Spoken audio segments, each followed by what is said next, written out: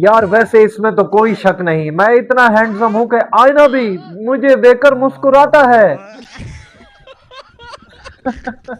जनाब आईना स्माइल नहीं करता, टूटने से पहले हिलता है।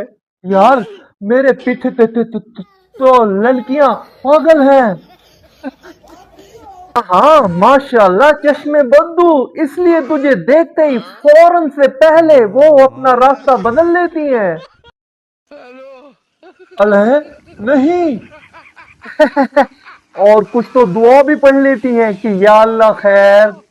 यार मैं डेली 5 किलोमीटर वॉक करता हूँ।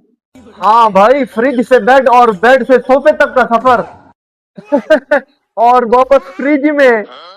मेरे पास बहुत पैसा है। हाँ तो फिर चाय तू ही पिला। पैसा अकाउंट में है। किसके अकाउंट में? अरे अब्बू के।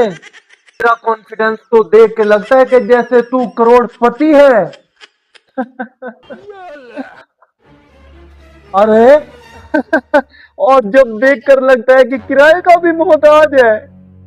यार तुम दोनों बहुत बोलते हो, क्योंकि तुझे सुन के फ्री कॉमेडी मिलती है। चल बिल दे अब। मेरे पास लेकिन कैश नहीं है। इजी पैसा? अल्लाह नहीं। Jazz cash?